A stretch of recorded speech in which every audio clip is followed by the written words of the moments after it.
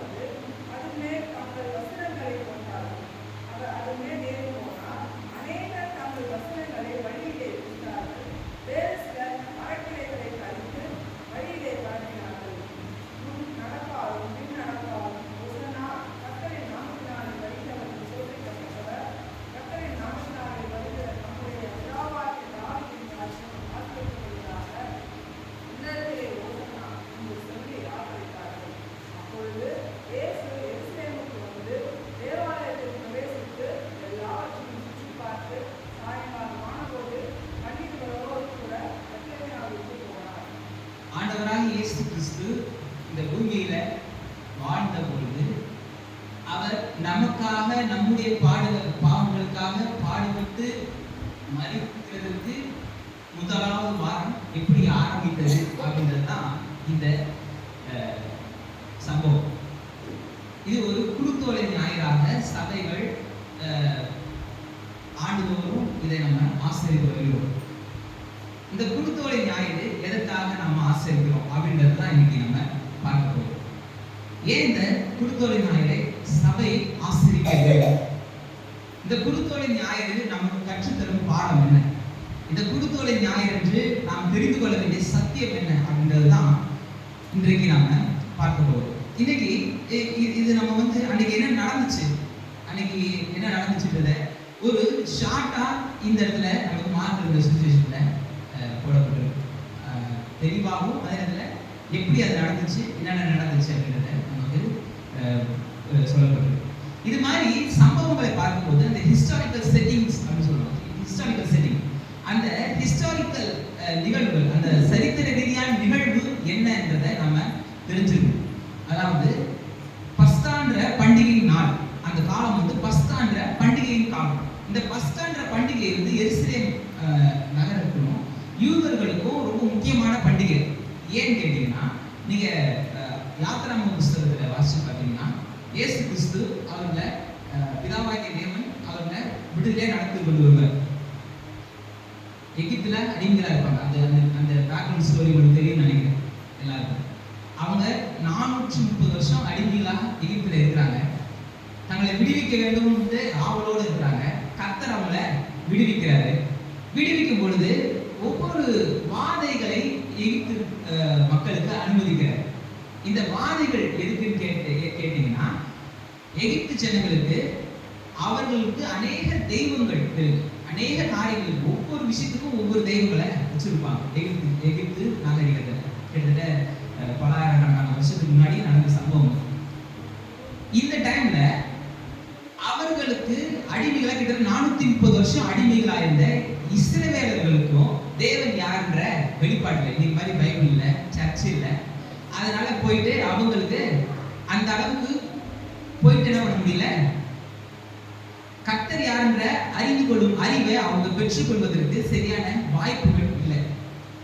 அதனால கர்த்தர் என்ன பண்றாரு, சில வாதைகளை அனுப்பிச்சு எகிப்தியர்களுக்கு தான் யாருன்றதை காமிக்கிறது மாத்திரம் இல்லை, இஸ்ரவேலர்களுக்கும் கர்த்தர் யாருன்றதை வெளிப்படுத்தியிருக்கிறார். உதாரணத்துக்கு சொன்னா, அன்றைக்கு எகிப்தியர்கள் ஒரு மனித உருவுல ஒரு வெட்டிக்கிளியோட தலையை வச்சு ஒரு வெட்டிக்கிளியை அவங்க தெய்வமா வணங்கினாங்க. ஏன்னு கேட்டீங்கன்னா, வெட்டுக்கிளின்றது பச்சை நிறத்தில் இருக்கிறதுனால அது பசுமையின் இது அடையாளமா இருக்கு. அதனால இந்த வேளாண் பொருட்களை ஆசீர்வதிப்பதற்கு இந்த வெட்டுக்கிளி தான் தெய்வம் அப்படின்ட்டு அவங்க வணங்கினாங்க. கர்த்தர் வந்து வெட்டுக்கிளியை வச்சு என்ன பண்ணாரு, அங்க இருக்கிற எல்லா வேளாண் வெள்ளாமைகளையும் வெட்டுக்கிளியை அழிச்சு போடுது. அப்ப ஒண்ணு தெரிஞ்சிருக்கும், இந்த வெட்டுக்கிளிக்கு காட்டிலும் பெரியவர் ஒருத்தர் இருக்கிறாரு அப்படின்றத தெரிஞ்சிருக்கும். அவங்களுக்கு வந்து சூரியன்றது ஒரு மிகப்பெரிய தெய்வம், நைல் நதின்றது ஒரு மிகப்பெரிய தெய்வம், தந்தை தெய்வம்னு சொல்லுவாங்க, தாய் தெய்வம்னு சொல்லுவாங்க. ஏன்னா நைல் நதி தான் அவங்களுக்கு ஜீவ நதி, அது வற்றாத ஜீவ நதியா இருக்கு. அதனாலதான் அவங்க விவசாயம் நல்லா இருக்கு, அதனால அவங்க செழிப்பா இருக்கிறாங்க. நைல் நதி நாகரிகம் எப்படி வைகை நதி நாகரிகம், இந்த மாதிரி நிறைய சிந்து நதி நாகரிகம்ன்ற மாதிரி அது வந்து நைல் நதியினுடைய நாகரிகம் துவக்கமா இருந்துச்சு. அநேக நாகரிகங்கள் உருவாவதற்கு முன்பாகவே அந்த நாகரிகம் உருவாயிருச்சு. இந்த நைல் நதி நாகரிகம் வரலாற்றுல படிச்சிருக்கீங்க. இதனால அவங்களுக்கு வந்து நைல் நதின்றது தாய் தெய்வம். கர்த்தர் என்ன பண்ணாரு, சூரியனை மறைச்சு போட்டாரு, இருளா இருந்துச்சு. உடனே அவங்களுக்கு இந்த சூரியனை காட்டிலும் மேல ஒருத்தர் இருக்கிறாரு அப்படின்றது அவங்க புரிஞ்சுக்கிட்டாங்க. நைல் நதி அவங்களுக்கு ஜீவ நதியா இருந்த நைல் நதி ரத்தமா மாறிடுச்சு, அதனால பிரயோஜனப்பட்டு போயிடுச்சு. அப்ப இதை காட்டிலும் மேலானவர் ஒருத்தர் இருக்கிறாரு அப்படின்ட்டு அவங்களுக்கு புரிஞ்சுக்கொண்டாங்க. இப்படி ஒவ்வொன்றா நடந்துட்டு இருக்கும்போது கடைசியா இந்த எகிப்திலிருந்து இஸ்ரேல் ஜனங்களை விடுதலை ஆவதற்கு கர்த்தர் ஒரு காரியத்தை செஞ்சார். அதாவது எகிப்தின் தலைச்சங்கள் எல்லாம் மாண்டுச்சு. அந்த நேரத்துல எகிப்தின் தலைச்சங்கள் எல்லா தலைச்சங்களும், மூத்த பிள்ளை எல்லா வீட்லையும், அரசன் வீட்டுல இருந்து பாமரன் வீட்டுல வரைக்கும் எல்லா வீட்லையும் மூத்த பிள்ளை இறந்து போச்சு. இந்த வாதை வரக்கூடாது அப்படின்னா ஒரு பழுதற்ற ஆட்டுக்குட்டி எடுத்து அதை சிந்தி ஒரு சொட்டு கூட இல்லாம எல்லா இடத்தையும் எடுத்து அதை வீட்டு நிலைக்காடுகளில் மனச்சட்டத்தில் தெரியணும். சங்காரத்தூதர் வந்து பார்க்கும்போது அவன் கடந்து போயிடுவான், பாஸ் ஓவர் பார்க்கும்போது கடந்து போயிடுவோம். அதான் பாஸ் ஓவர் பஸ்தா அப்படின்ற பண்டிகையா ஆசரிச்சாங்க. அன்றைக்கு தான் வந்து இந்த இஸ்ரேல் ஜனங்களுக்கு விடுதலை நாள்.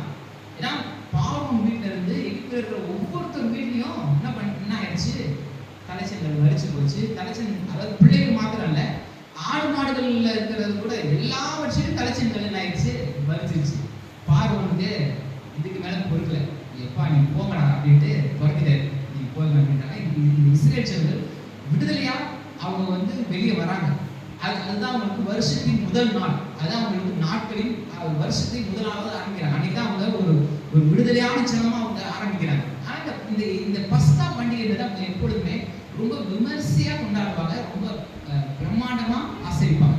இது வந்து நான் சொல்றது இயேசு கிறிஸ்துவின் நாட்களுக்கு பல ஆயிரக்கணக்கான வருஷத்துக்கு முன்னாடி. இப்படியே ஒவ்வொரு வருஷமும் இந்த பஸ்கா பண்டிகையை ஆசரிச்சுட்டே வருவாங்க. இயேசு கிறிஸ்து இந்த பூமியில 33 வருஷம் உயிரோட இருந்தாருன்னு நம்ம பார்க்கிறோம். அப்பயும் கூட இந்த பஸ்கா பண்டிகையை ஒவ்வொரு வருஷமும் ஆசரிக்கிறாங்க. ஒவ்வொருத்தரும் என்ன பண்றாங்க, ஒவ்வொரு யூதர்களும் இந்த பஸ்கா அப்ப எருசலேமுக்கு போய் தனக்காகவும் தன்னுடைய குடும்பத்திற்காகவும் ஒரு வழியை செலுத்தி அங்க இந்த பஸ்கா பண்டிகையை ஆசரிக்கிறது வழக்கம். இதுதான் இந்த ஹிஸ்டாரிக்கல் செட்டிங். இப்படிப்பட்ட ஒரு நாள்ல தான் இயேசு கிறிஸ்து எருசலேமுக்கு உள்ள போறாரு. இதனுடைய பின்னணி சொல்றேன். இயேசு கிறிஸ்து எருசலேம் போறாருன்னா ஏன் வராரு அப்படின்னு சொல்றேன். அன்னைக்கு இருந்த நாகரிகங்கள், அதாவது 2000 வருஷத்துக்கு முன்பாக இயேசு கிறிஸ்துவின் நாட்கள்ல இன்னைக்கு இருந்த மாதிரி உலகத்துல எல்லா இடங்களிலும் மக்கள் இல்லை. உதாரணத்துக்கு நாகரிகங்கள் ரொம்ப சிறிய இடங்கள்ல தான் இருந்துச்சு. ஐரோப்பா கண்டத்துல நாகரிகங்கள் இருந்துச்சு, ஆப்பிரிக்க கண்டத்துல நாகரிகங்கள் வளர்ந்து இருந்துச்சு, ஆசியா கண்டத்துல நாகரிகங்கள் பெருகி இருந்துச்சு. இதுல இந்த 3 இடத்துல தான் மக்கள் குடியேற்றங்கள் இருந்துச்சு. ஆஸ்திரேலியாலாம் அப்பெல்லாம் வந்து ரொம்ப பழங்குடியினர்கள் தான் இருந்தாங்க. அமெரிக்காலாம் ரொம்ப பழங்குடியினர்கள் தான் இருந்தாங்க, நேட்டிவ் இந்தியன்ஸ் சொல்லுவாங்க. அப்படிப்பட்ட பழங்குடியினர்கள் தான் இருந்தாங்க.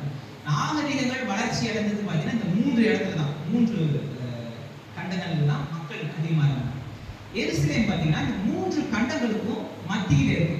நீங்க மேப் எடுத்து பார்த்தீங்கன்னா கூட கொஞ்சம் இப்படி போனீங்கன்னா ஐரோப்பா போயிடலாம், கொஞ்சம் இப்படி வந்தீங்கன்னா ஆப்பிரிக்கா வந்துடலாம், அடுத்து எகிப்து. இது அவங்க பார்டரே எகிப்து பார்டர் இருக்கு. எகிப்துனாலே அது வந்து ஆப்பிரிக்கா வந்துருக்கு. அதுவே ஆசிய கண்டத்துல இருக்கு, நம்மளுடைய கண்டத்துல தான் இருக்கு. இப்படி வந்து ஆசிய கண்டம், இப்படி ஆசிய கண்டத்திற்கும் ஐரோப்பா கண்டத்திற்கும் ஆப்பிரிக்க கண்டத்திற்கும் 3க்கும் மத்திய பகுதியில் இருக்கிறது தான் இந்த எருசலேம் நகரம். இந்த சைடு பார்த்தா மத்திய தரைக்கடல் இருக்கும். இங்க ஐரோப்பாவிலிருந்து வர வாணிபத்துக்கு வர எல்லாமே இங்கே தான் யோப்பா பட்டணம் அப்படின்ட்டு இந்த சைடு இருக்கிற எருசலேம்ல இருக்கிற இஸ்ரேலில் இருக்கிற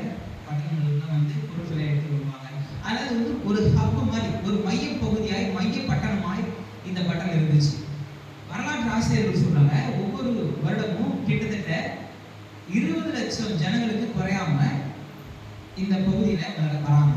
யாங்க எருசலேமுக்கு இந்த பஸ்கா பண்டிகை நாட்கள்ல இந்த யூதர்கள் எல்லாம் போய் பார்த்து அவர்கள் ஆராதிக்கிறத பார்த்துட்டு உலகத்துல இருக்கிற அநேக, அது குறிப்பா 3 நாகரிகங்கள் இருக்கிற மக்கள் வந்து எருசலேமுக்கு வந்து இந்த இந்த ஜனங்க எப்படி இதை ஆசரிக்கிறாங்க அப்படின்றத வேடிக்கை பார்க்கறதுனே வருவாங்க. ஏன்னா அன்னைக்கு ஏரோது கட்டின தேவாலயம் இருந்துச்சு. அது ஒரு பிரம்மாண்டமான ஆலயம். 40 வருஷம் கட்டினாங்க. ஒரு ஆலயத்தை கட்டுறதுக்கு 40 வருஷம் ஆச்சுன்னா அப்ப பார்த்துக்கோங்க எந்த அளவுக்கு பிரம்மாண்டமா ஏரோது கட்டி கொடுத்துருப்பாருன்னு பாருங்க.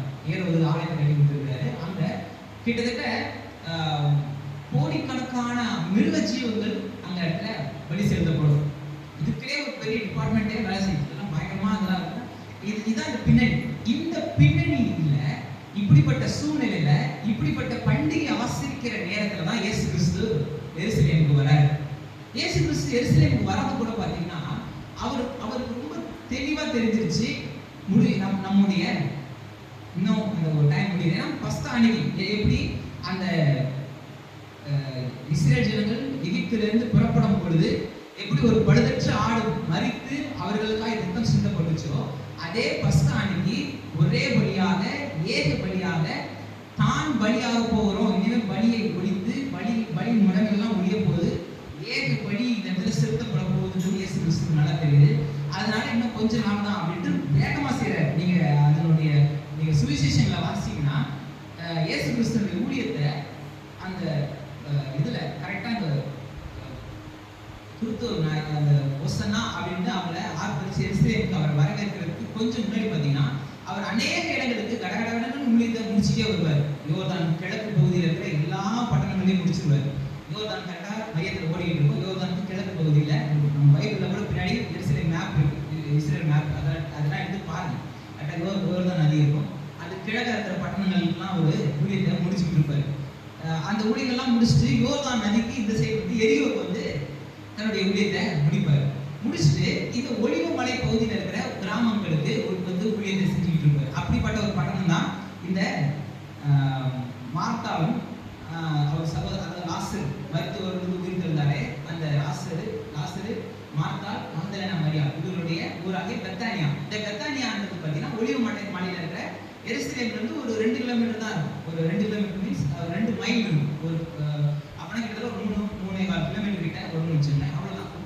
பக்கத்துல இருக்கிற ஒரு பட்டணம் பெத்தானியா பட்டணம். எரியோக்குலாம் வராரு. வந்து நிறைய ஊழியங்களை செய்யறாரு, நிறைய அற்புதங்களை செய்யறாரு, அடையாளங்களை செய்யறாரு, அதிசயங்களை செய்யறாரு. கடைசியா அதனாலதான் பாத்தீங்கன்னா லாசருடைய மரணத்துக்கு கூட உடனே அவரால் வர முடியாது. லாசரு மறிக்க போறாருன்னா அவர் வந்து உடனே வர மாட்டாரு. கொஞ்சம் 4 நாள் கழிச்சு தான் வராரு. ஏன்னா அவர் வந்து இங்க வேலை தான் முடிக்கிறாரு. எல்லா பொண்ணுன்னா முடிச்சுட்டு வராரு. முடிச்சுட்டு வந்து பார்த்தா அதுக்குள்ள லாசரு மறிச்சு போயிடுறாரு. மறிச்சு போனதுக்கு அப்புறம் அந்த இடத்துல ஒரு பெரிய அற்புதம் நடக்குது. அதெல்லாம் நமக்கு நல்லா தெரியும். இன்னைக்கு நம்ம அதை நம்ம பார்க்க போறது லாசரு எப்படி கர்த்தர் உயிரோடு எழுப்பினாரு, அதுல என்ன நடந்துச்சுன்றதெல்லாம் நம்ம வாசிக்கும் போது தெரியும். அதுல இருக்கிற ஆவிக்குரிய சக்திகளும் நம்ம அநேக முறை பார்த்துருக்கோம். இப்ப விஷயம் என்னன்னு கேட்டா, இந்த மறிச்சு 4 நாளைக்கு அப்புறம் ஒரு மனுஷன் உயிரோட எழுப்பி வந்துட்டான். இத வந்து காட்டு தீ மாதிரி பரவிடுச்சு அந்த இடத்துல. இயேசு கிறிஸ்து எருசலேம் வருகிறதுக்கு முன்பாக இந்த பண்டிகை நாள்ன்றதுனால ஆல்ரெடி யூதர்கள் எல்லாம் கூடி வராங்க. இன்னும் உலகத்துல இருக்கிற அநேக தேசங்கள்ல இருந்து அநேக பட்டணத்திலிருந்து மக்கள் கூடி வராங்க. இப்ப இந்த நேரத்துல எருசலேமுக்கு மிக அருகாமையில் இருக்கிற ஒரு பட்டணத்துல ஒரு மிகப்பெரிய அற்புதம் நடந்துருச்சு. இப்ப எபிரின் மகளை வந்து கர்த்தர் உயிரோடு எழுப்புறாரு. நாயின் விதவின் மகனை கர்த்தர் உயிரோடு எழுப்புறாரு. இதெல்லாம் பாத்தீங்கன்னா அவர்கள் மறித்து சில மணி நேரங்கள்ல நடந்த ஒரு சம்பவம். இது மாத்திரம் இல்ல, இன்னும் அநேக உயிரோடு எழுப்பி இருக்கிறாரு அப்படின்னு சொல்றாங்க. அநேக இடங்கள்ல அநேக உயிரோடு எழுப்புறாங்க. ஆனா முக்கியமா குறிப்பா நம்ம தெரிஞ்சுக்கிறதுக்காக அதான் யோவான் முடிக்கும் போது சொல்றாரு, இயேசு செய்த அநேக அற்புதங்கள் உண்டு, அவைகள்லாம் எழுத போனா புத்தகம் பத்தாது, உலகமே கொண்டாது, அவ்வளவு விஷயங்களை செஞ்சிருக்கிறாரு அப்படின்னு யோவான் எழுதி முடிக்கிறாரு. அப்ப இயேசு கிறிஸ்து இந்த நேரத்துல செய்த அற்புதம் ரொம்ப பெருசு. ஏன்னா மறிச்சு கொஞ்ச நேரத்துல எழுப்பினோன்னு என்ன சொல்றாங்க, அது வந்து ஒரு ஸ்டேஜ், அது வந்து மரணம் அடையல, அவங்க வந்து ஒரு மறிச்ச மாதிரி ரொம்ப மயக்கத்துல இருந்தாங்க. இவர் வந்து தொட்டோன்னே அவர் எந்திரிச்சோன்னே மறிச்சு உயிரோட எழுப்பிட்டாரு அப்படின்ட்டு பரவிட்டாங்க. சீசர்கள்லாம் பரவிட்டாங்க, சொல்லிட்டாங்க அப்படின்ட்டு யூதர்களுக்குள்ள ஒரு பேச்சு இருந்துச்சு. ஆனா இந்த சம்பவம்ன்றது ரொம்ப வித்தியாசமானது. ஏன்னா அதாவது அனாட்டமியில சொல்லுவாங்க, மறிச்சதுக்கு அப்புறமும் மனிதர்களுடைய உறுப்புகள், சில உறுப்புகள் செயல்பட்டுட்டே இருக்கும். மனுஷன் மன்னிச்சிருக்கான், ஆனாலும் அவருடைய உறுப்புகள் உங்களுடைய ஒண்ணுன்னா கொஞ்சமா சடம் ஆகும், அங்கெல்லாம் ஒண்ணுன்னா அவருடைய இதுக்கு போகும். அப்படி ஒரு மனுஷன் சுத்தமா இதாகி டீகம்போஸ் ஆகுறது இந்த மூணு நாள் 4 நாள் ஆயிடும். அதாவது அழுக ஆரம்பிச்சிடும், சரீரம் அழுக ஆரம்பிச்சிடும். அதனால பார்த்தீங்கன்னா லாசருடைய கல்லறை திறக்கன்னு சொல்லும்போது நாற்றம் எடுக்கணுன்றாங்க. ஏன்னா இதுக்கப்புறம் வந்து ஆயிடும், சரீரம் அழுக ஆரம்பிச்சிடும். இதுக்கப்புறம் அந்த நேரத்துல அந்த துப்பட்டியோட கூட எந்திரிச்சு வந்து அவரே என்ன பண்றாரு, லாசரு வர அந்த சுற்றி கட்டி வச்ச துப்பட்டியோட கூட வராரு. இதெல்லாம் வந்து ஒரு மிகப்பெரிய ஒரு காரியமா, மிகப்பெரிய ஒரு விஷயமா காட்டு தீ மாதிரி பரவிடுச்சு.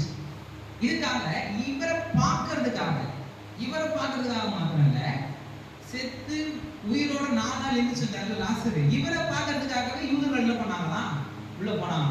நீங்க யோவான் சுவிசேஷத்துல 11ஆம் அதிகாரம் 12ஆம் அதிகாரத்துல நீங்க வாசிச்சு பார்த்தீங்கன்னா, குறிப்பா அந்த 12ஆம் அதிகாரத்துல இந்த லாசருவை பார்க்கறதுக்காகவே யூதர்கள் கூடி போனாங்க. லாசருவை போய் பார்க்கணும், இந்த லாசரு எப்படி என்ன ஆனாரு. 9ஆம் வசனத்துல பாருங்க, 12:9. அப்போது யூதர் திரளான ஜனங்கள் அவர் அங்கீகரித்ததை அறிந்து இயேசுவின் எடுத்தபோது மாத்திரமல்ல, அவர் மரித்தோரிலிருந்து எழுந்த லாசருவை காணும்படியாக வந்தார்கள். லாசரு நிமித்தமாக யூதர்களில் அநேகர் போய் இயேசுவினிடத்தில் விசுவாசம் வைத்தபடியால் பிரதான ஆசாரியர்கள் லாசருவையும் கொலை செய்ய ஆலோசனை பண்ணினார்கள். இப்ப என்ன நடக்குது அப்படின்றத நம்மளுக்கு தெரிய சொல்றது. ஒண்ணு பண்டிகை காலம். அந்த பண்டிகையா ஆசிரிக்கிறாங்கன்னா அவங்களுக்கு ஒரு மிகப்பெரிய விடுதலை வந்த நாள். அவர்கள் ஒரு தேசமாய் அவர்கள் ஒன்று திரண்டு ஒரு அடிமைத்தனத்தின் விடுதலை நாளை ஆசிரிக்கிறாங்க. அதான் அந்த பண்டிகை நாள். 2வது, அந்த பண்டிகையின் காலகட்டத்தில் யூதர்கள் மாத்திரமல்ல, உலகத்தில் இருக்கிற எல்லா பகுதியில இருந்து மக்கள், பிரயாணிகள், வியாபாரிகள் எல்லாருமே என்ன பண்ணுவாங்க, கூடுவாங்க. உள்ள ஒரு திருவிழா நடக்குது, எங்கெங்கோ வந்து என்ன பண்ணுவாங்க, கடப்பு வர்ற மாதிரி உலகத்துல இருக்கிற எல்லா இடங்களிலிருந்து வந்து இந்த உலகத்தின் மையத்தில் இருக்கிற இந்த பகுதியில என்ன பண்ணுவாங்க, வியாபாரத்துக்காக வருவாங்க. அப்ப திரளான ஜனங்கள் வர நேரத்துல இப்படி ஒரு மிகப்பெரிய அற்புதம் நடக்குது. இப்ப திரளான ஜனங்கள் வர்றாங்க. வந்து இப்ப இயேசு கிறிஸ்து அவர் எருசலேமுக்குள்ள வராரு. இப்ப எல்லாரும் உள்ள வராங்க. அவரை வரவேற்கிறாங்க. அவரை ஒரு ராஜாவாக, ஒரு தாவீதின் மைந்தனாக அவரை உள்ள எருசலேம் பட்டணத்துக்கு கூட்டிட்டு போறாங்க. அப்படியே நடக்குது. நீங்க பாத்தீங்கன்னா அந்த நாட்கள்ல அவர் உள்ள வரும்பொழுது ஒரு ராஜாவை வரவேற்பது போல, அதாவது ஒரு ராஜாவை அபிஷேகம் பண்ணுகிறதுக்கு கூட்டிட்டு வரும்போது இப்படிதான் கூட்டிட்டு வருவாங்க. கழுதையில கூட்டு வந்தாங்கன்னா நம்ம ஊர் கழுதை மாதிரி நினைச்சுக்காங்க. அது கழுதைன்றது வித்தியாசமானது. அது வந்து நீங்க குதிரையில யாராவது போறீங்களா? குதிரையில போனீங்கன்னா அது எவ்வளவு கொடூரமானதுன்னு தெரியும். முதுகுலாம் உடம்பு வலிக்கும். குதிரையில ஏறி போனீங்கன்னா முதுகு தண்டெல்லாம் வலிக்கும். ஆனா குதிக்கிற குதிரையில அவ்வளவு சீக்கிரம் போக முடியாது. இந்த கோவேறு கழுதைன்றது இந்த குதிரைக்கும் கழுதைக்குமான ஒரு கலப்பின ஒரு மிருகம். ஏன்னா அது குதிரைக்கான ஒரு தோற்றமும் இருக்கணும், ஒரு பிரம்மாண்டமாகவும் இருக்கணும். அதே நேரத்துல ஒரு சாஃப்டான ஒரு டிராவல் பண்ற ஒரு ஒரு ஒரு வாகனமா இருக்கும். அன்னைக்கு என்ஃபீல்டு, ராயல் என்ஃபீல்டுலாம் இல்லை, ஒரு பெரிய பென்ஸ்கார்லாம் இல்லை. அன்னைக்கு பிரயாணம் பண்றதுக்கு குதிரை, ஒட்டகம், இது மாதிரி கோவேறு கழுதைகள் தான் இருந்துச்சு. இதுல ரொம்ப மென்மையான, ரொம்ப சொபிஸ்டிகேட்டடா போறதுக்கு இந்த கோவேறு கழுதை ரொம்ப காஸ்ட்லியும் கூட. அதனாலதான் போயிட்டு சும்மா அவுத்துட்டு வந்தானே அதே என்ன பண்றாங்க, விடுறாங்க. அது நம்ம வாசிச்சோம். போய் அவுத்துட்டு வா, கர்த்தருக்கு தேவையான விட்டுறாங்க. இந்த கழுதையின் மேல், அந்த கோவேறு கழுதையின் மீது கூட்டிட்டு வரதுன்றது ஒரு ராஜாவை அபிஷேகம் பண்றது தான். இப்படிப்பட்ட ஒரு விஷயத்தை செய்வாங்க. நீங்க வாசிச்சீங்கன்னா 1 ராஜாக்கள் புஸ்தகம் 1ஆம் அதிகாரம் 33ஆம் வசனத்தை வாசிங்க. 1 ராஜாக்கள் புஸ்தகம் 1ஆம் அதிகாரத்துல 33ஆம் வசனத்தை வாசிங்க.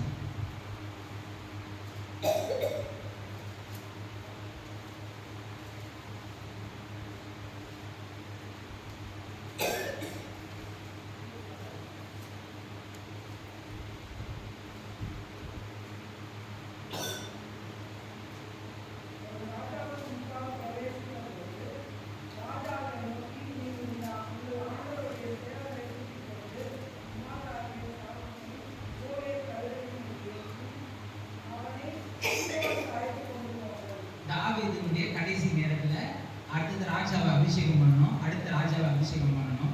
அந்த அடுத்த ராஜா அபிஷேகம் பண்றதுக்கு என்ன செய்யணுன்றதை தாவீது சொல்றாரு. என் குமாரனை நீங்க அபிஷேகம் பண்றதுக்கு கோவேறு கழுதையில கூட்டிட்டு வாங்க அப்படின்றாரு. இதான் ஹிஸ்டரி, இதான் வந்து பாரம்பரியம். இந்த கோவேறு கழுதையில கூட்டிட்டு வர பாரம்பரியம் எங்க ஆரம்பிக்குதுன்னா இங்கதான் ஆரம்பிக்குது. ஏன்னா ஒரு நல்ல ஒரு சொபிஸ்டிகேட்டா, நல்ல ஒரு இதா, ஒரு கம்ஃபர்ட்டா அபிஷேகம் பண்ணுறவரை கூட்டிட்டு வர்றதுக்கு அப்படின்னு ஒரு வாகனம் இருக்கு. அந்த வாகனத்துல கூட்டிட்டு வரணும். யார் அபிஷேகம் பண்றோமோ, யார் ராஜாவை அபிஷேகம் பண்ணணுமோ அவர்களை இப்படிதான் கூட்டிட்டு வரணும் அப்படின்றது ஒரு மேண்டேட்டரி, ஒரு எழுதப்பட்ட ஒரு நீதியா மாறிடுச்சு. இப்ப அப்படியே இயேசு கிறிஸ்துவின் நாட்கள் வந்தீங்கன்னா, இப்ப பண்டிகை நாள் திரளான ஜனங்கள், கிட்டத்தட்ட 20-25 லட்சம் ஜனங்கள் இருக்கிறாங்க. உலகத்துல இருந்து அநேக இடங்கள்ல ஜனங்கள் இருக்காங்க. இயேசு கிறிஸ்து அற்புதங்களை செஞ்சுக்கிட்டே இருக்கிறாரு. அநேகருக்கு பார்வை கொடுக்குறாரு, அநேகரை எழுந்து நடக்க வைக்கிறாரு, அநேகருக்கு பிசாசுகளை ஓட்டுறாரு, அநேக முடமானவர்களை எழுந்துச்சு நடக்க வைக்கிறாரு. இப்படி நிறைய அற்புதங்களை செஞ்சுட்டே வர்றாரு. இன்னும் அவர் வந்து உயிரோட நிறைய பேர் எழுப்பினாரு. கேள்விப்பட்டுட்டே இருந்த ஜனங்களுக்கு கண் கூட பாக்குறாங்க. மரிச்சு 4 நாள் ஆன ஒரு மனுஷன் உயிரோட எழுப்புறான். இதெல்லாம் பார்த்த உடனே இவர் தாண்டா ராஜா, இவரை ராஜா ஆக்கிட்டோம்னா நம்மளுடைய பிரச்சனை எல்லாம் ஒழிஞ்சிச்சு. இவரை ராஜா ஆகிட்டோம் அப்படின்னா நம்முடைய போராட்டங்கள் எல்லாம் ஒழிஞ்சிச்சு. ஏன்னா அந்த நாள்ல இயேசு கிறிஸ்து வாழ்ந்த நாட்கள்ல இந்த யூதர்கள் ரோமர்களுக்கு அடிமைகளா இருந்தாங்க. ரோமர்கள் தான் அவங்கள ஆட்சி செஞ்சாங்க. ஒரு இன்னும் அவங்களுக்கு ஒரு ரெப்ரசன்டேட்டிவ் மாதிரி இந்த ஏரோது இருந்தாங்க. இந்த ஏரோது யாருன்னா அவங்க வந்து ஏதோமியர் பிளஸ் பெலிஸ்தேயருடைய கலவை அப்படின்னு சொல்றாங்க. அவங்க வந்து யூதர்கள் கிடையாது, ஏரோது ராஜா.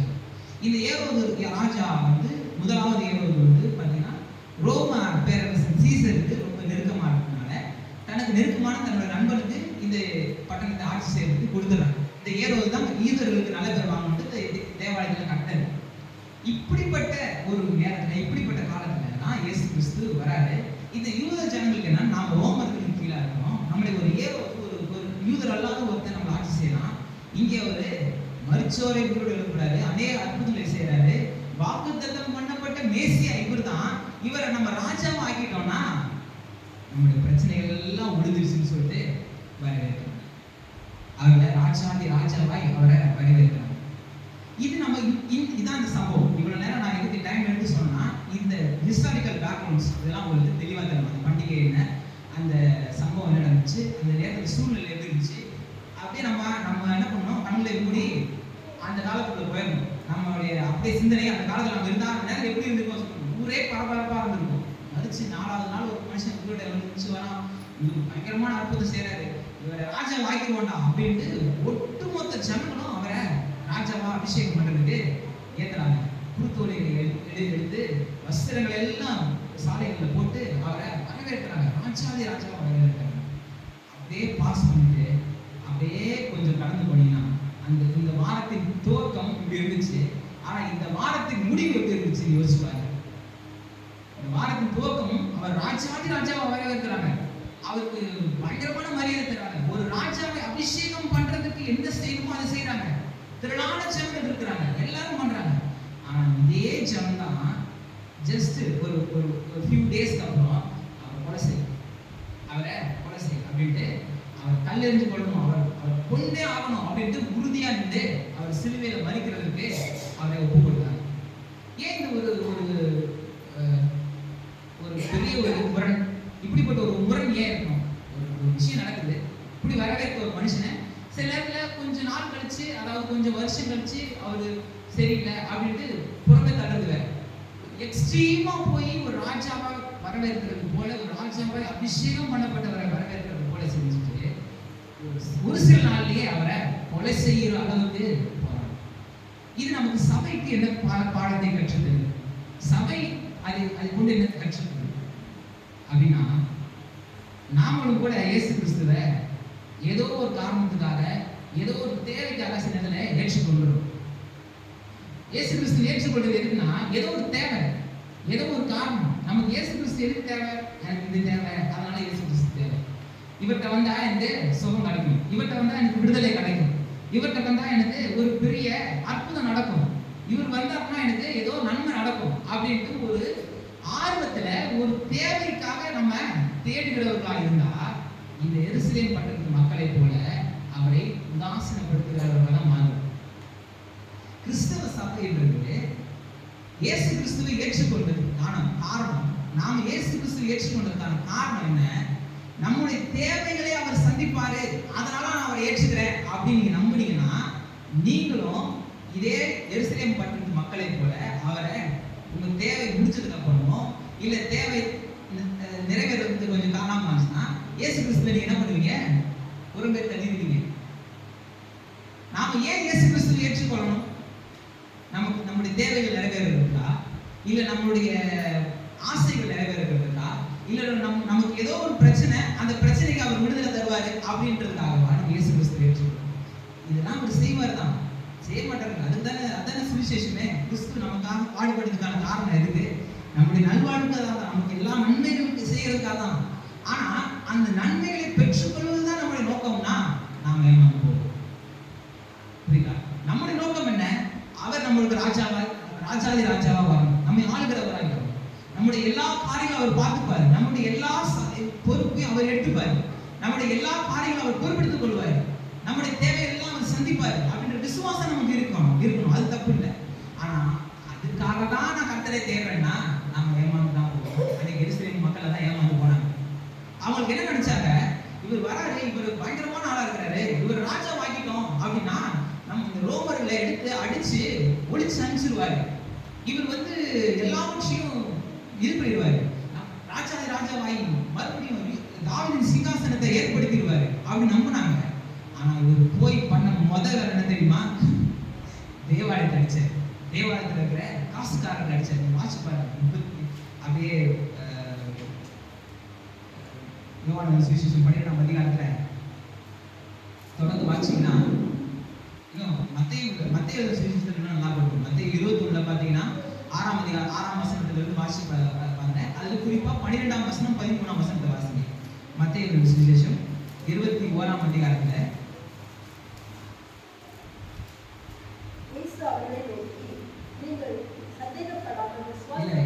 மத்தேயு சுவிசேஷம் 21ல 12 13 இயேசு தேவாலயத்தில் பிரவேசித்து யாவரையும் வெளியே துரத்தி காசுக்காரருடைய பலகைகளையும் புறாக்களின் ஆசிரியர்களையும் கலைந்து என்னுடைய வீடு ஜெப வீடு எனப்படும் என்று எழுதியிருக்கிறது, நீங்களோ அதை கள்ளக்குறையாக்கிறீர்கள் என்றார். இங்கே பெரிய ஆராதனை நடக்குது, பெரிய கூக்குரல் இருக்கு, பெரிய நடனம் இருக்கு, பெரிய மொத்த ஜனமும் ஆர்ப்பரித்து ஆராதித்து அவரை வரவேற்று பயங்கரமா கொண்டு போறாங்க. இவங்க பண்ற இந்த கூத்தல் வேலைகள்ல அவர் பயங்கரவர் கிடையாது. நீங்க இந்த சம்பவத்தில் எங்கேயாவது இயேசு கிறிஸ்து ரொம்ப சந்தோஷமா உள்ள வந்தாருன்னு என் பைபிள்ல அப்படி இல்லவே இல்லை. சுவிசேஷங்கள் எல்லாம் 4 சுவிசேஷங்களை வாசிச்சிட்டேன், இதனுடைய விளக்கமான நிருபங்களையும் வாசிச்சு பார்த்துட்டேன்.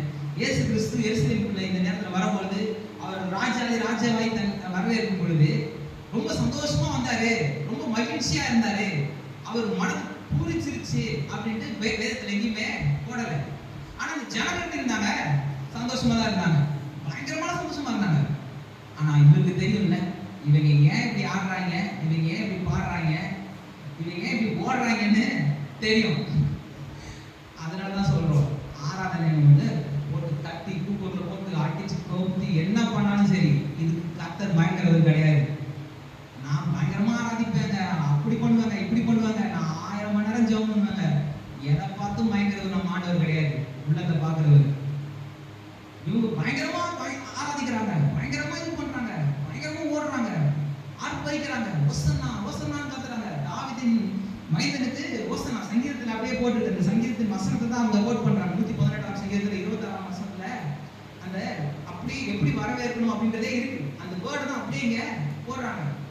கர்த்தருடைய நாமத்தினால வருகிறவர் ஸ்தோத்தரிக்கப்படத்தக்கவர், துதிக்கிறாங்க, எல்லாம் பண்றாங்க. ஆனா இதுக்கு அவரு மயக்கவே இல்லை. இதுக்கு அவரு இப்படிலாம் நம்ம ஆராதிச்சிட்டாங்க, சரி நம்ம கொஞ்சம் இவங்க எதிர்பார்த்த மாதிரி கொஞ்சம் இருந்துருவோம் அப்படின்றது கிடையாது. இந்த சபைக்கு எப்படி நம்ம எடுத்துக்கணும், இன்னைக்கு எப்படி நம்ம ப்ராக்டிக்கல் லைஃப் எப்படி நம்ம அப்ளை பண்ண முடியுது அப்படின்னா, நம்ம என்னதான் குட்டிக்காரன் நடிச்சு என்னதான் கர்த்தரை நம்ம நைஸ் பண்ண நினைச்சாலும் அவருடைய சித்தத்தை விட்டு அவரு மாற போறவர் கிடையாது. அவரை மாற்ற முடியாது, அவரை ஒரு காலம் நம்ம மாற்ற முடியாது. நம்ம நினைச்சிட்டு இருக்கோம் ஏதோ பண்ணி கர்த்தரை மாத்திடலாம். அப்படிலாம் மாறவர் கிடையாது. அவரோட நோக்கத்தை அவரு நிறைவேற்றியே தீர்வார். அவரோட நோக்கத்தை அவர் செஞ்சே முடிப்பார். இவர்களுக்கு விடுதலையை கொடுத்தாரான்னு கேட்டா விடுதலை தான் கொடுத்தாரு. ஆனா இவங்க எதிர்பார்க்கிற விடுதலையை அவர் தரல. நித்திய விடுதலையை தரல. அவர்கள் ஒரு ஒரு வாழ்க்கை ஒரு கொஞ்ச நாளுக்கான விடுதலையை அவங்க எதிர்பார்க்கறாங்க. ஆனா இவர் கொடுத்த விடுதலை சகல ஜனங்களுக்குமான விடுதலை, சமஸ்த உலகத்திற்குமான, உலகத்தில் இருக்கிற ஒவ்வொரு ஜனங்களுக்குமான விடுதலை, நித்திய விடுதலை. பிசாசின் பிடியில ஆண்டாண்டுகளாய் உலக தோற்றது முதற்கொண்டு மனுஷன் பாவத்துல விழுந்து பிசாசின் கையில தன்னுடைய அதிகாரத்தை கொடுத்து அவன் விழுந்து போன நேரத்துல அந்த நாள்ல இருந்து தேவைப்பட்ட விடுதலையை கர்த்தர் அந்த விடுதலை தர. ஆனா இதை அவங்களால ஏற்றுக்கொள்ள முடியல. அவங்க எதிர்பார்த்தது அங்க நடக்கல. உடனே என்ன பண்றாங்க? அவரை புறம்பே தர்றாங்க. நம்ம பைபிள் தூக்கி ஓரம் தூக்கிக்கிற மாதிரி. வாழ்க்கையில ஏதாவது ஒரு பிரச்சனை வந்தானே ஜெபத்தை தூக்கி ஓரம் வச்சிடறோம், பைபிளை தூக்கி ஓரம் வச்சிடறோம். நம்ம எல்லாத்தையும் கோயிலுக்கு போறதே வேஸ்ட். எதுக்கு நம்ம போறோம்? எதுக்கு என்ன வாழ்க்கை நன்மை செஞ்சா நம்ம நினைச்சிட்டு இருக்கிறோம். ஆனா அப்படிலாம் கிடையாது. கர்த்தர் உங்களுக்கு செய்யற நன்மை நீங்க நினைக்கிறத விட பெருசு. கர்த்தர் உங்களுக்கு ஏற்படுத்தின நன்மை இருக்குல்ல, அது நீங்க எதிர்பார்க்கறத விட பெருசு. நீங்க எதிர்பார்க்கறத விட மிகச்சிறந்ததா இருக்கு. நீங்க எதிர்பார்க்கறத விட ஒரு பெரிய நன்மை உங்களுக்கு வச்சிருக்கிறாரு. நீங்க சாதாரண ஒரு நன்மை எதிர்பார்த்து என்ன பண்றீங்க? ஏமாந்து போறீங்க. சில நேரத்துல இது நடக்குமோ, இது நடக்காதோ, இது செய்யுமோ, இது செய்யாதோ, ஏன் ஆண்டவர் எனக்கு இவ்வளவு நாள் தாமதம் ஆகுது அப்படின்ட்டு ஏதோ ஒரு காரணத்துக்காக நம்ம சில கர்த்தரை மறந்து கர்த்தரை விட்டு விலகுகிறவர்களா நம்ம இருக்கிறோம். ஆனா கர்த்தர் நமக்கு ஏற்படுத்துற நன்மை இருக்குல்ல, அது வந்து மிக பெருசு. நாம ஆராதிக்கிறதுனாலதான் அவர் சந்தோஷமா இருக்கிறாரு இல்ல, நாம ராஜா கூப்பிடுறதுனால நம்ம ராஜா இல்ல. அவர் பிதாவாகிய தேவன் அவர் என்னைக்கு தன்னை ஒப்பு கொடுத்தாரோ அன்னைக்கு அவரு ராஜாவாக்கிட்டாரு. நீங்க வாசிங்க, பிலிப்பியர் நிருபத்துல வாசிங்க. பிலிப்பியர் 2ஆம் அதிகாரத்துல போட்டுருப்பாரு. பிலிப்பியர் நிருபத்துல 2ஆம் அதிகாரத்துல 6ஆம் வசனத்துல இருந்து 11ஆம் வசனம் வரைக்கும் வாசிங்கன்னா,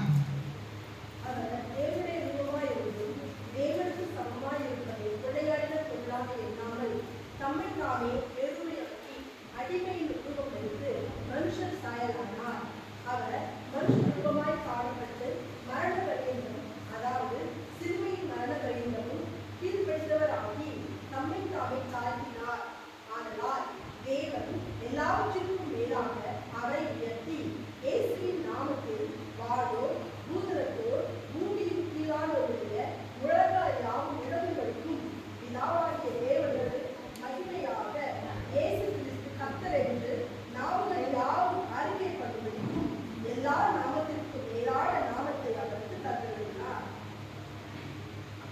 ராஜாவை அவர் அபிஷேகம் பண்றது நாம இல்ல, பிதாவாகிய தேவனே சர்வத்திற்கு மேலான அதிகாரத்தை அவருக்கு கொடுத்துட்டாரு. இந்த பூமியிலையும் அவர் என்ன பண்ண போறாரு? ஒரு நாள் ராஜாதி ராஜாவாய் வரப்போகிறாரு, கர்த்தாதி கர்த்தரா வரப்போறாரு. ஒரு ராஜாவாக அவரு வெளிப்பட போகிறாரு. வெளிப்படுத்துற விசேஷம் 19ஆம் அதிகாரம் 20ஆம் அதிகாரத்தை வாசிச்சு பாத்தீங்கன்னா தெரியும். ஒரு ராஜாவாக அவர் இந்த பூமியில வெளிப்படத்தான் போறாரு. நம்ம துதிக்கிறதுனால, நம்ம இது பண்றதுனால, நம்ம ஆராதிக்கிறதுனால, அவர் பண்றதுனால உள்ளத்துல, அதாவது நான் சொல்றது உள்ளத்துல ஒண்ணு வச்சுக்கிட்டு வெளியில நம்ம என்னதான் கூத்தாடினாலும் என்னதான் குப்புற வந்தாலும் அதுக்கு மயங்கிறவர் அவர் கிடையாது. அவரை நம்ம ஆராதிக்கிறோம். எதுக்காக? அவர் ராஜா. அவருக்கு எல்லாவற்றுக்குமான ஆளுகை அவர்கிட்ட இருக்கு. நம்முடைய வாழ்க்கையில அவரை வரவேற்கிறோம். எப்படி எருசலேம் ஜனங்க அவரை வரவேற்கும் போது ஒரு ஒரு தவறான நோக்கத்தோட தான் அவர் வரவேற்கிறாங்க. ஒரு உண்மையான ஒரு பாசத்தோடு கூட, உண்மையான ஒரு ஆராதனையோடு கூட, உண்மையான ஒரு வாஞ்சியோடு கூட மேசியாவை வரவேற்கிறோம் என்று வரவேற்கல. அவங்களுக்கு ஒரு ராஜா கிடைக்கிறார். அவர் பயங்கரமான ஆளு. 5 அப்பத்தை வச்சு 5000 பேரை போசிக்கிறார். வறுமைன்றது, பசி பட்டின்றது இதுவே இல்லை. அவர் ராஜாவா அரண்மனையில் உட்கார வச்சுட்டா டெய்லி போகும்போதே 4 ரொட்டி துண்டு வாங்கிட்டு போயிடலாம். அவங்களுக்கு தோணிருக்கும்.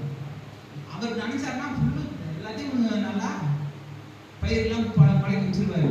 அவர் எங்களுக்கு மறிச்சாங்கன்னா உடனே எழுப்பிடுவாரு.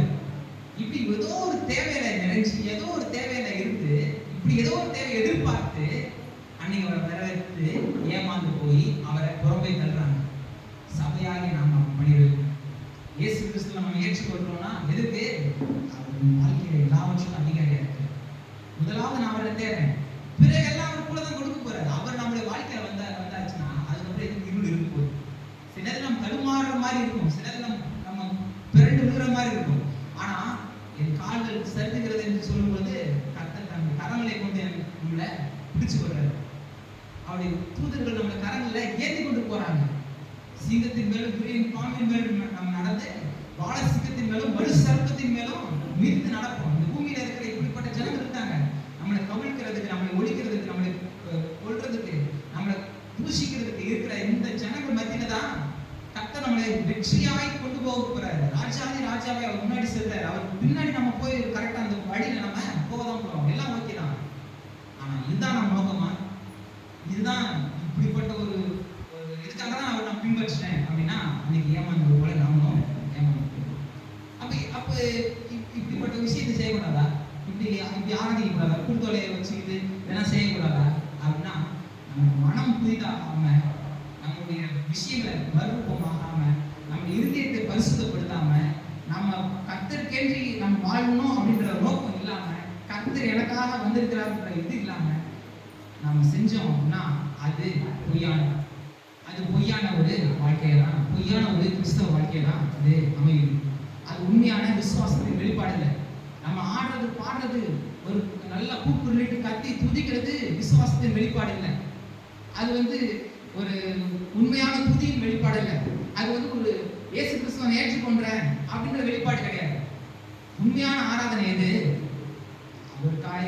அவருக்கென்று நாம் வாழ்ற வாழ்க்கை தான் உண்மையான ஆராதனை. அவருக்கென்று நாம் வாழணும்ல, எல்லா நேரங்களும் அவர் வெளிப்படுத்துறோம்ல, அதுதான் உண்மையான ஆராதனை. அதுதான் அவர் ஏற்றுக்கொள்றாரு. அவர் அற்புதங்களை தான் செய்யறாரு. அவங்க வரவேற்கும் பொழுது அவர் அற்புதத்தை தான் செய்யறாரு. அவர் அதிசயங்களை செய்யறாரு. பயங்கரமான காரியங்களை செஞ்சுட்டே வர்றாரு. ஆனா இதெல்லாம் செஞ்சுட்டு அவர் அப்படியே விட்டுருல. அவர் எதுக்காக வந்தாரோ அந்த மீட்பின் நோக்கத்தை நிறைவேற்றுறத செஞ்சு முடிச்சார். உள்ள வராரு, எருசலேமுக்கு வராரு. அந்த வாரத்துல சில விஷயங்கள் போதிக்கிறாரு. திருப்பி பெத்தானியாவுக்கு போறாரு.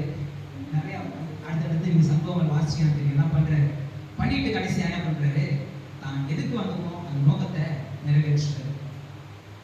நீங்க மார்க் சுவிசேஷம் அந்த 10ஆம் அதிகாரத்துல 45ஆம் வசனத்தை வாசிச்சீங்கன்னா, மனுஷகுமாரன் ஊழியம் கொள்ளும்படி வராமல் ஊழியம் செய்யவும் அநேகரை மீட்கும் பொருளாக தம்முடைய ஜீவனை கொடுக்கவுமே வந்தார். எருசலேமுக்கு போறாரு. அதுக்கு முன்னாடி பிரதான ஜனங்க வராங்க. என்ன பண்றாங்க? அவர் ஒரு ராஜாவா அபிஷேகம் பண்ணப்பட்டு ஊழியம் கொள்ளும்படி, அதாவது தனக்கு அநேகர் ஊழியம் செய்யணும், தனக்கு அநேகர் பணிவிடை செய்யணும்ன்றதுக்காக வரல. அவர் ஊழியம் செய்யும்படி, தன்னுடைய ஜீவனை கொடுக்கும்படி வராருன்றத தெளிவா அந்த இடத்துல நமக்கு சொல்றாரு. அப்ப நாம் எதுக்கு இந்த நாளை நம்ம ஆசரிக்கிறோம்? எதுக்காக நம்ம ஆசரிக்கிறோம்? இந்த குருத்தோலை ஞாயிறை நாம் எதுக்கு ஆசரிக்கிறோம் அப்படின்னு பார்த்தீங்கன்னா, ஆல்ரெடி அவங்க குருத்தோலையை பிடிச்சிக்கிட்டு ஒசனான்னு கத்துனதுக்காக நம்ம ஆராதிக்க வர்றது அவசியம் கிடையாது. அப்படிப்பட்ட ஒரு எண்ணத்தில் நம்ம இருக்கணும்னு அவசியம் கிடையாது. ஏன்னா அவங்க என்ன பண்ணாங்க, அப்படி வரவேற்றவங்க தான் என்ன பண்ணாங்க, ஒழிச்சு கட்டினாங்க. நாமளும் அதே மாதிரிதான் இயேசு கிறிஸ்துவை ஏற்றுக்கொள்றோம். எதுக்கு? அவர் ஏதோ நமக்கு நன்மை செய்வாரு, ஏதோ நமக்கு ஏதோ எதிர்பார்த்து நம்ம ஏற்றுக்கிறோம்னா ஏமாந்துக்கிறோம். ஆனா ஆராதிக்கிறோம். எதுக்காக ஆராதிக்கிறோம்னா, நீங்க வாசி வெளிப்படுத்துற புஸ்தகத்துல 7ஆம் அதிகாரத்துல 9ஆம் வசனம் வாசி. வெளிப்படுத்தல் 7:9.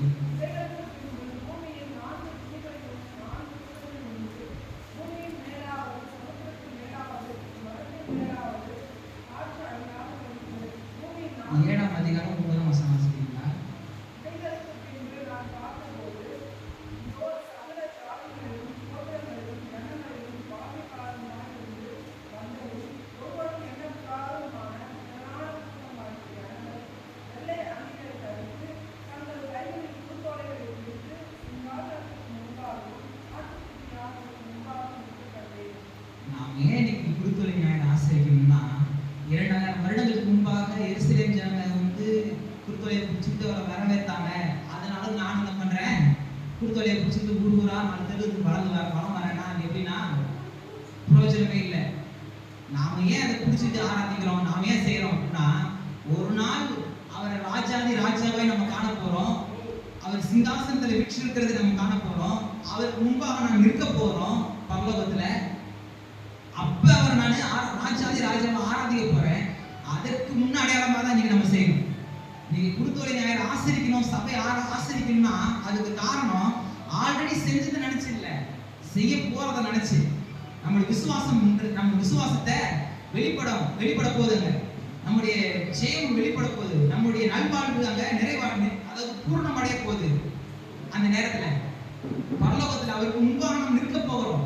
அதுக்காக தான் இன்னைக்கு நம்ம அவரை ஆராதிக்கிறோம். அதுக்காக தான் அவரை நம்ம ஏற்றுக்கொள்கிறோம். அப்போ குருத்தோலை ஞாயிறுன்றது நமக்கு சில விஷயங்களை கற்றுக்கணும் அப்படின்னு நான் நம்புறேன். அவர் நம்ம ராஜா, அவர் நம்ம கர்த்தர், நம்முடைய ஆளுகிறவர், அவர் தான் நமக்கு தலைவர், அவர் தான் நமக்கு எல்லா விஷயமும் நமக்கு ஆண்டவர், ரட்சகராக இருக்கிறார், நம்முடைய வாழ்க்கையின் வழிகாட்டியா இருக்கிறார், நம்முடைய எல்லா நேரத்திலும் நம்மை மீட்டு கொண்டு நம்முடைய முன்னோக்கி செல்கிறவராக இருக்கிறார், நம்முடைய தேவைகள் எல்லாவற்றையும் சந்திக்கிறவராக இருக்கிறார். ஆனா நம்முடைய நோக்கம் என்ன? அவருக்கு நம்ம ஒப்புக்கொடுக்கணும். அவருக்கு நம்ம ஆண்டவரே என் வாழ்க்கையில் எல்லாவற்றுக்கும் நீர் ஆண்டவராக இருக்கிறீர், அதற்காக ஸ்தோத்திரம் சொல்றதுக்காக நம்ம இருக்கிறோம். ஒரு நாள் உங்களுடைய சன்னிதானத்துல நான் வந்து நிற்க போறேன், நீர் ராஜாவே வரப்போகிறீர், உமக்கு முன்பாக உங்க சிங்காசனத்துக்கு முன்பாக நான் நிற்க போறேன் அப்படின்ற விசுவாசத்தோடு நம்ம இன்னைக்கு சொல்லுகிறவர்களாக இருக்கணும். அதுதான் கர்த்தர் விரும்புகிறார். அதுதான் உண்மையான கர்த்தருடைய துதி, கர்த்தருக்கு பயப்படும் பயம், கர்த்தருக்கு செலுத்துகின்ற ஆராதனை. விசுவாசிக்கிறீங்களா? அப்படி குருத்தோலை ஞாயிறு நம்ம புத்தி உள்ள விதத்துல, சரியான விதத்துல நம்ம ஆசிரியக்க வேண்டியது நம்முடைய கடமையா இருக்கு. கர்த்தர் நமக்காக எல்லாவற்றையும் செய்ய அவர் வெளிப்பட்டார். அவர் எல்லாவற்றையும் நிறைவேற்ற வந்திருக்கிறார். அவர் ஆல்ரெடி வந்துட்டார். அவர் ஆல்ரெடி நமக்கு எல்லாத்தையும் செஞ்சு முடிச்சிட்டார். அதை பெற்றுக்கொள்றதுக்கு தான் நம்ம இருக்கோம். அவரிடத்துல சேர்க்கிறதுக்கு தான் நம்ம இருக்கிறோம். அவரை ராஜாவை வரவேற்கிறதுக்கு தான் நம்ம இருக்கிறோம். நம்ம ஏற்றுக்கொள்ளும் பொழுது நம்முடைய உள்ளங்களிலே அவரை ராஜாவாக ஆளுகை செய்ய அனுமதிக்கும் பொழுது நம்முடைய வாழ்க்கையில் இருக்கிற எல்லா காரியங்களையும், தேவைகளையும், எல்லா பிரச்சனைகளையும் அவர் பொறுப்படுத்திக் கொள்வார். அவர் சொல்லுவார். அதை விட்டுட்டு ஏதோ தேவைக்காக தான் நான் வச்சுக்கிறேன், ஏதோ தேவைக்காக தான் நான் ஏற்றுக்கிறேன் அப்படின்னு நம்புனீங்கன்னா